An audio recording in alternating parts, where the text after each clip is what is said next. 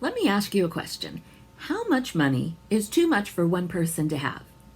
Well, most people feel it's about $20,000 more than what they're currently making. And anything higher than that is too much for a person to make. Well, in order for us to bust through the stress of finances, this is something we're going to have to know. We're going to have to learn, what does the Bible say? What is God's will about how much money we should have?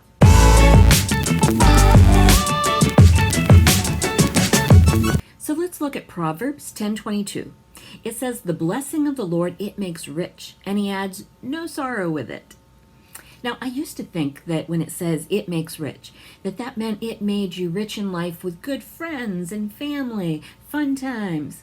And it does mean that, but it means so much more. It does include our wealth or our money. In fact, the NIV says, "The blessing of the Lord brings wealth."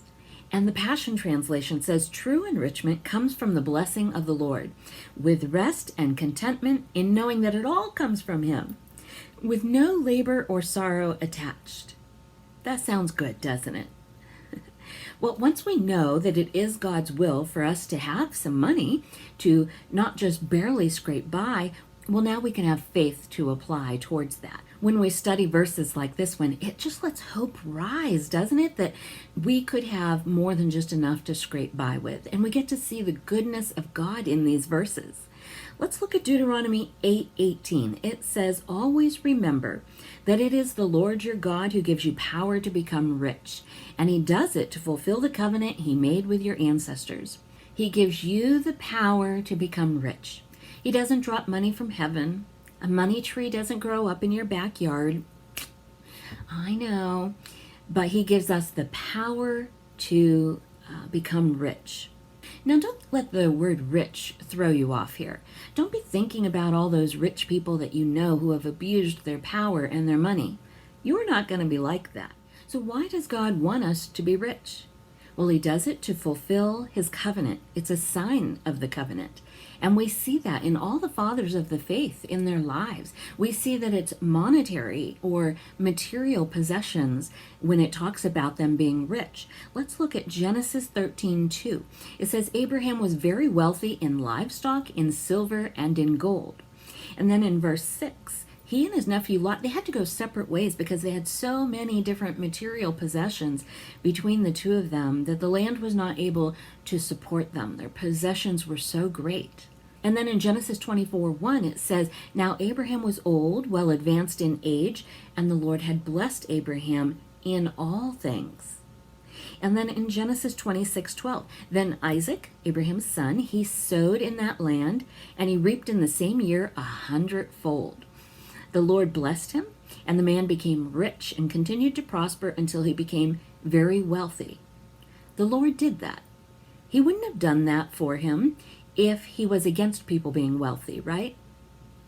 And we see that Isaac, even in a time of famine where other people, the economy was bad and other people were losing in their stock market and they were losing jobs and they were losing in their savings accounts, Isaac was able to prosper and have 100-fold return. Then in Genesis 40:33, it's talking about Isaac's son Jacob, and it says, "The man became exceedingly prosperous."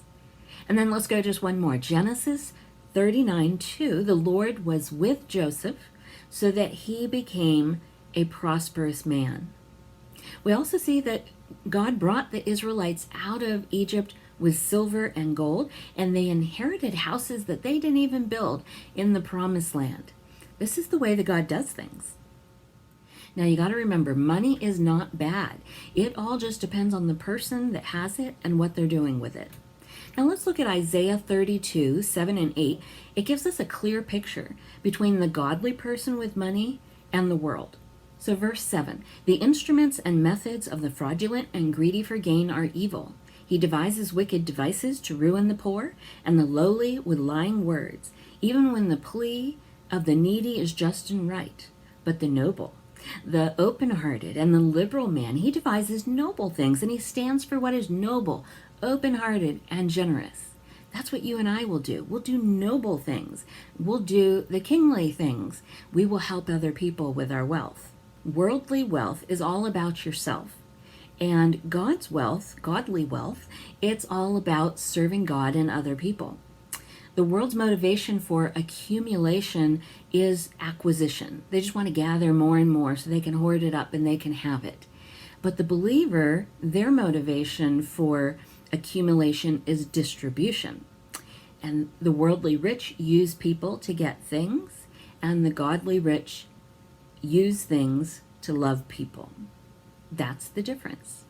And when I started to get these truths down in my heart, and I knew that it was okay for me to prosper, that was one of the keys for me to have my finances turn around.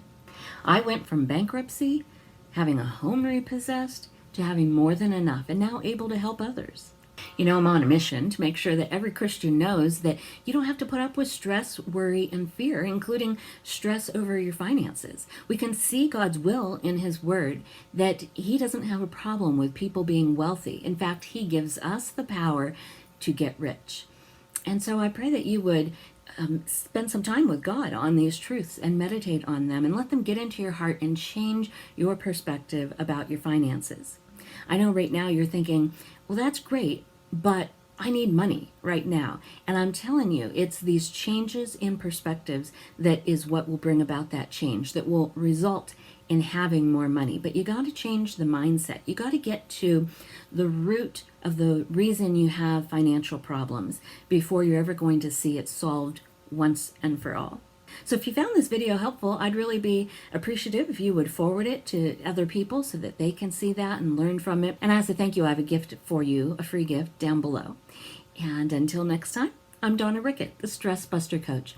I'm helping you to develop a stronger spirit so you can have a more joyful life.